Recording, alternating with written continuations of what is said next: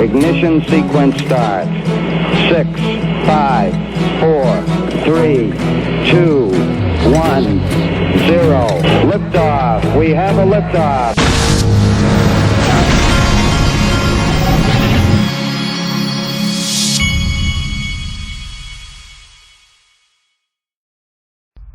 Hey everybody, this is the Digital Asset Investor, and we got a lot to get to cover today, so I want to start you out.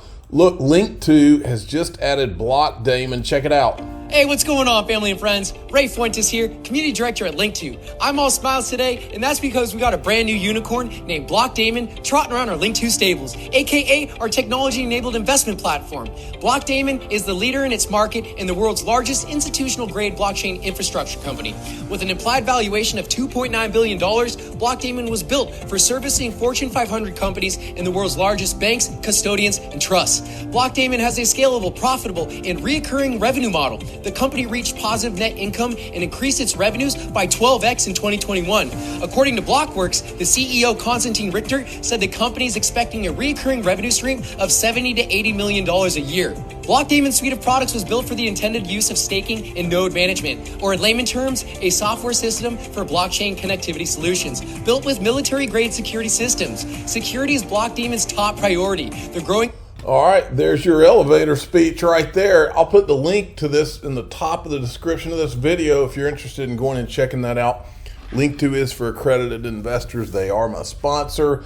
I am an owner of a lot of the private equity on the platform. Okay, Gold Telegraph, breaking news, Chinese authorities held emergency meetings with banks after growing alarm that increasing number of home buyers across the country are refusing to pay their mortgages. Here we go. Reports of rapidly escalating refusals to pay mortgages. All right, folks, real estate, I knew that it had to be one of the dominoes that was going to fall in this thing. And so plan accordingly, I would say. It's coming.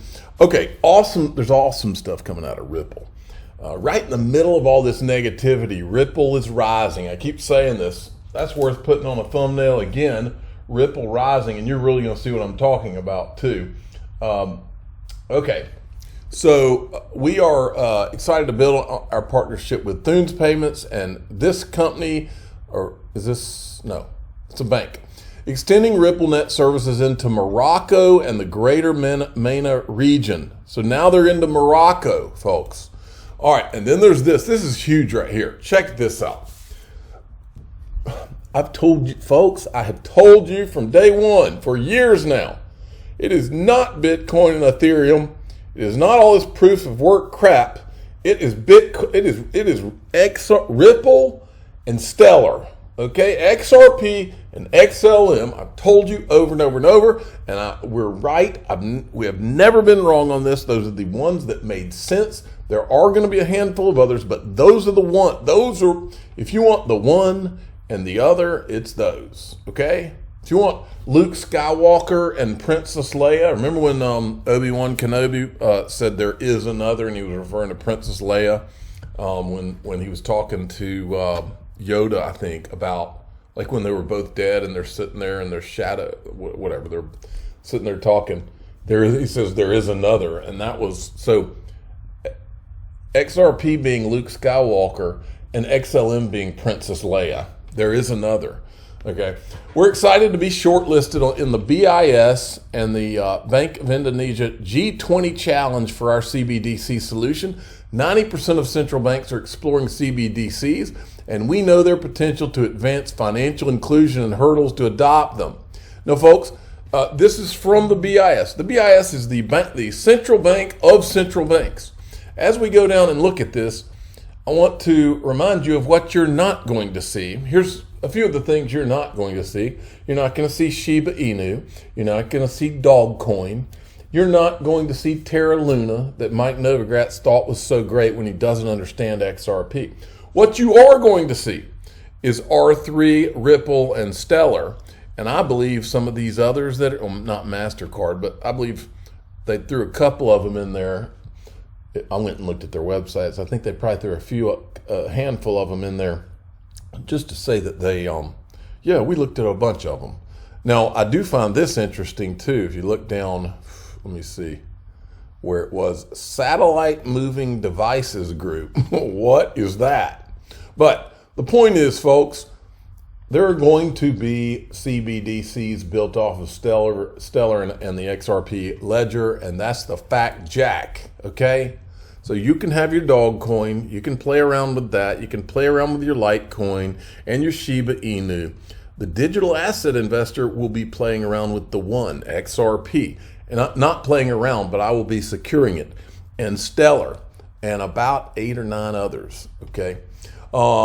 U.S. government's newly confirmed top dog for financial regulation, Michael S. Barr, will have a major influence on crypto oversight and once served as an advisor to Ripple. And I asked if my 10-year-old, who does not draw pictures anymore, I can bring him out of retirement to draw you a picture, because here's a quote from the article. During his tenure, the Fed is also expected to decide whether to issue a digital dollar, a move that could send shockwaves. Ooh, that's a thumbnail. Shockwaves through the crypto industry. Shockwaves, I like that word. All right, moving along. This is him right here when he was an advisor to Ripple, by the way, former Treasury official, right?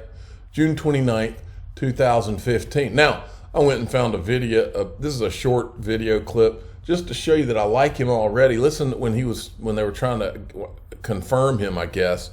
Listen to what he said about J.P. Morgan. If J.P. Morgan, if you're confirmed, if J.P. Morgan came to you and said, we're going down, would you bail them out?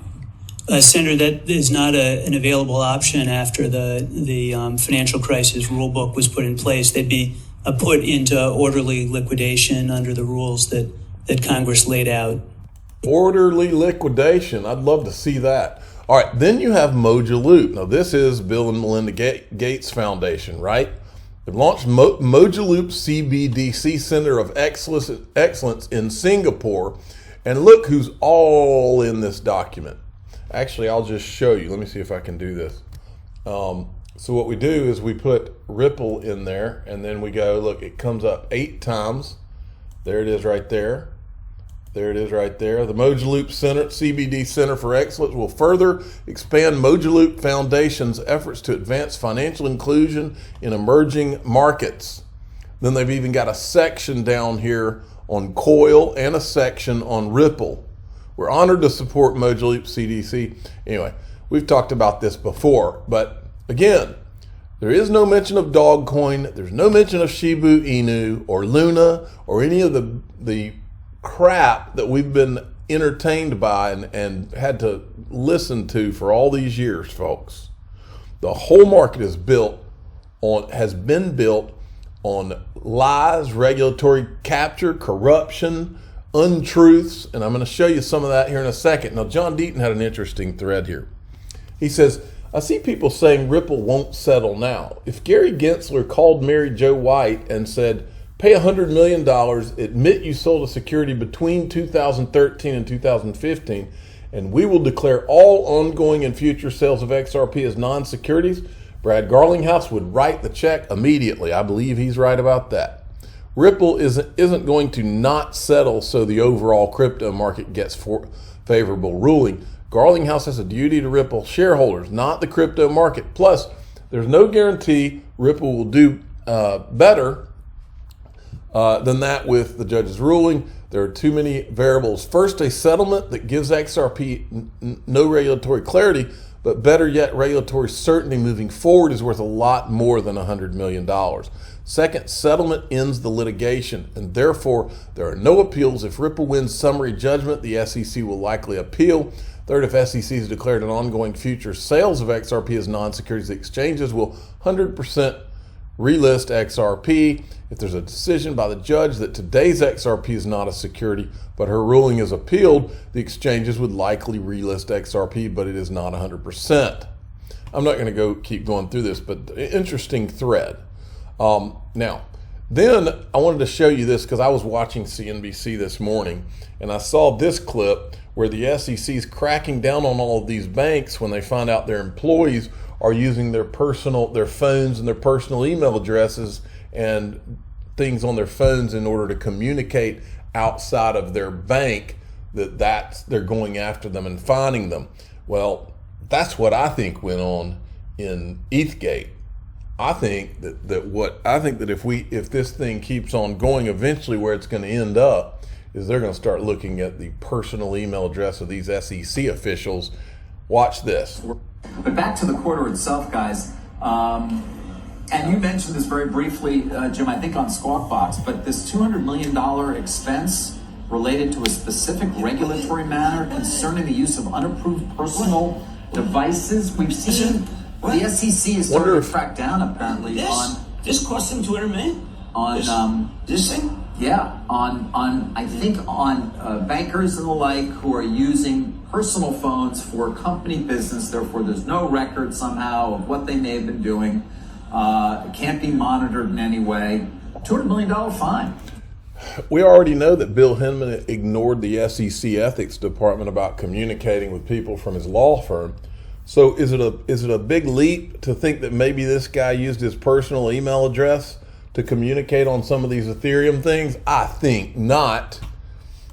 That this could go there too. Now, John Deaton had this little thread here, and there was an article today that came out, and I thought it was kind of weird because it's like just in, like it's some announcement. I thought this was already a fact. Just in, Gary Gensler, Bitcoin is a non-security token.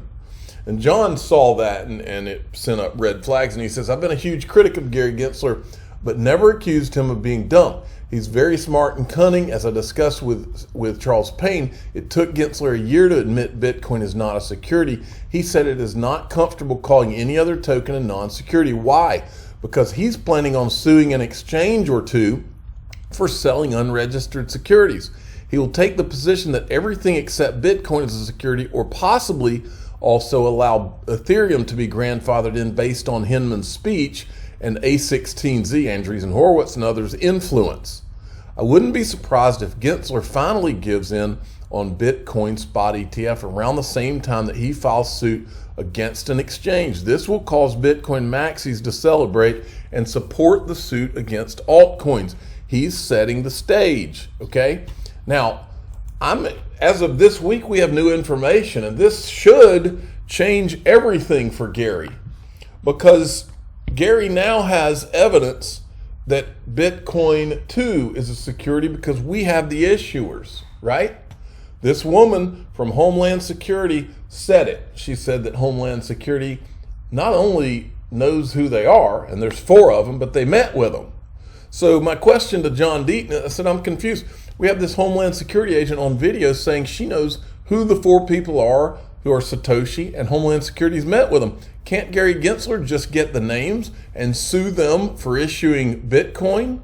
And here's the video. It's on video. We'll keep playing it. Bitcoin was the most prevalent at that point. We had seized quite a bit of it, millions of dollars worth, under the Silk Road investigation.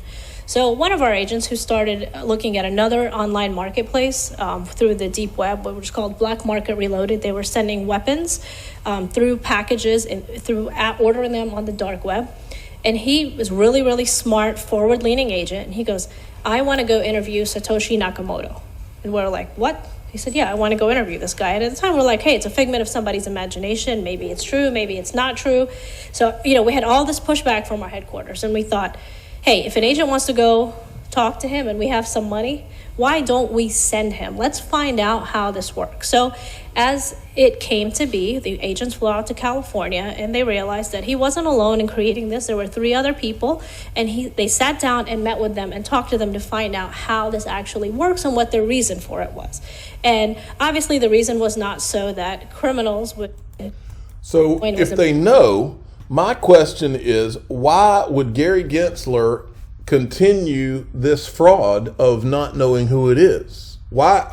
I mean, that is literally committing a fraud on the entire world's financial system by not addressing this elephant in the room. They know who it is. We've got their own words on video. Why is Gary Gensler not on the phone right now saying, wait a minute, you guys know who he is? You know who the 4 people are? We need to know, because I'm over here suing Ripple, and I'm suing all these companies for issuing tokens. These 4 guys issued Bitcoin. What's the difference, I ask? Folks, what is that quote about something about the webs we weave when we first set out to deceive? That is what these people have done, and it is the biggest, in order, Bitcoin is the biggest lie ever in the history of finance, and Ethereum being decentralized and hiding the disguised whales is lie number 2. And these people continue to carry it.